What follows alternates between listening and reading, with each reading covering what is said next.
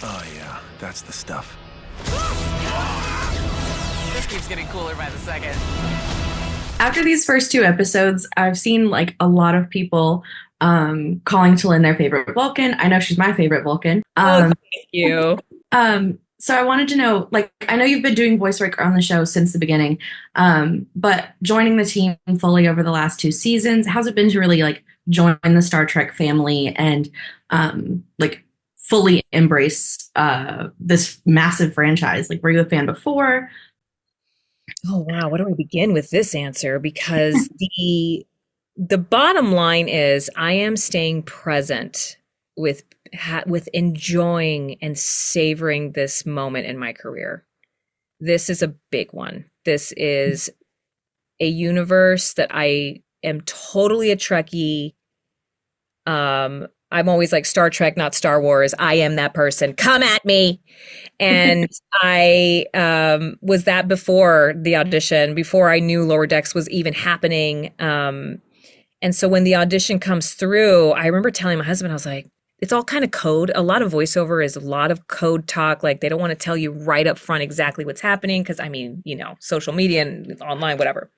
But I remember kind of grasping that it was possibly, I told my husband, I was like, I think this is Star Trek. I was like, this is like a big deal. This would be amazing. And then when it does finally happen, when the response is when my destiny is meant to be a part of this team, it was bucket list. My mom's a Trekkie.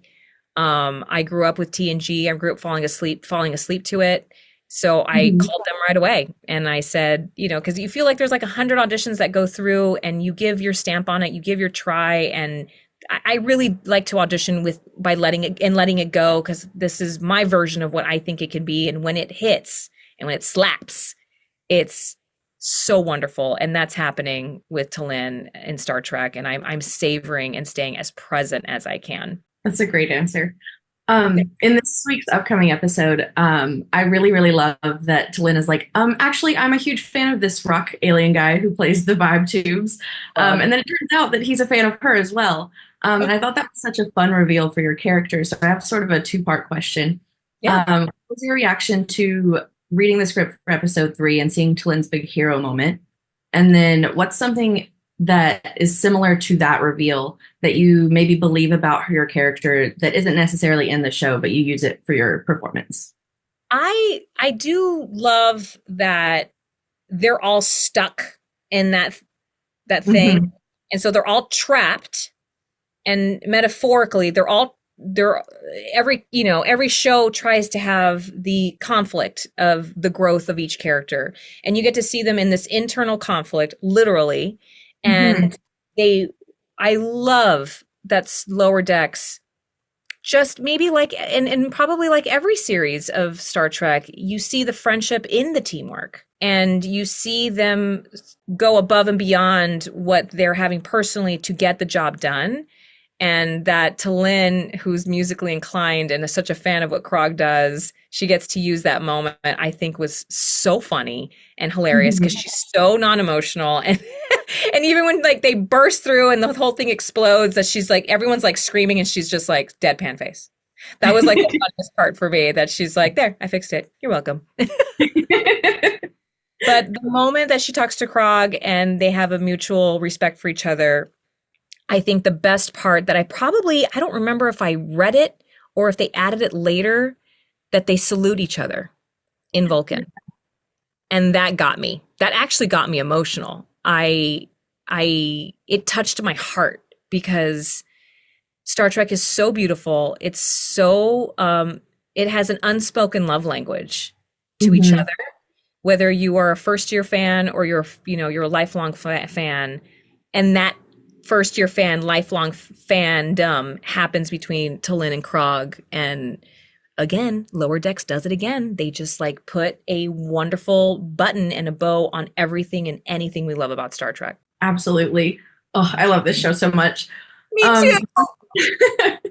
Going back to the first two, I love that little joke T'Lyn plays on her friends at the end of the first episode. And it sort of really seems like she's really bonding with them this season. Do you have a favorite like bit or joke from from the five of them, I guess now altogether, that you're really excited for fans to see? It's kind of hard to always answer these kinds of questions specifically because us voiceover actors don't necessarily memorize word lines, and then we did it like a year and a half ago.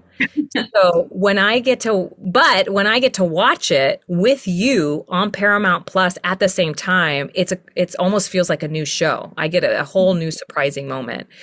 So I played Valencia on Crazy Ex-Girlfriend, and I loved how she didn't understand humor. And my sister sometimes doesn't understand when I throw a joke at her. So the fact that my characters in my career always have this running joke, like, "Oh, you were making a joke." The fact that that Talib got to throw it back to the crew is a favorite moment for sure. She throws a joke, and then you see her reaction. You see the smirk a little bit, like a hairline smirk that is beyond reckless for a Vulcan, is everything that we love about Lower Decks. All those little like glimpses into her just hitting on those little emotional beats are so good. What a rebel. And speaking of that, episode 2 got me really emotional when she like goes and breaks the whole shuttle just so that they can all fix it again together. And I just am really enjoying her relationships with each of the other like members of her team. What can you tease about her relationships with like Mariner and Rutherford and Tindy and Boimler coming I up? mean, the girl group is going to be fierce forever. The girl Yes. group, the girl trips, road trip, like space trip, whatever you want to call it in the Star Trek world. I love when those moments are available for T'Lyn, Tendi, and Mariner. So that I look forward to. Me too. So I asked your co-stars this when I was talking to them for the junket recently. So I definitely want to make sure I also ask you if you had to pick 3 words to describe the series finale, what would they be? I would say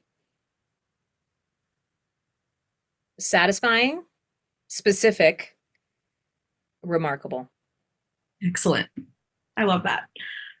I'm sure someone had funnier ones, but again, I'm not the funny one of the group, so I get to lean into that. That's good. That's great. I'm sure someone said like nachos or something, but they all have very like cryptic answers, so it's very good. I'm excited. Here's last breath. I am like so sad that this show is ending. But with Star Trek, the franchise is so big and the possibilities are almost endless. And with you being a fan of it yourself, they sort of that they bring back actors for various things and other options. If you were to come back into the Star Trek franchise, how would you want to return? Like, would you want to play a live action T'Lyn? Would you want to play a totally new character? Oh my, that's such a nice question. I will be selfish and say I definitely will hoard every option that T'Lyn gets in the Star Trek franchise. Give me all of the every cosplay person come up to me. I love it. Feed the ego, feed the Vulcan ego. If I could play her in live action in a different Star Trek ship, absolutely. Please only call me. Please, whoever needs to hear this, please call me. And should she be a professor or a mentor in all the other moments that they're learning how to be a Vulcan, I am all about it. I would love to continue T'Lyn in her journey in all of Star Trek. Well, excellent. Thank you so much. I am so excited for everyone to see what crazy journey you guys get to go on for the last season. I'm excited to go on the journey with you as well. Thank you for coming today. Thank you so much. Bye. Bye.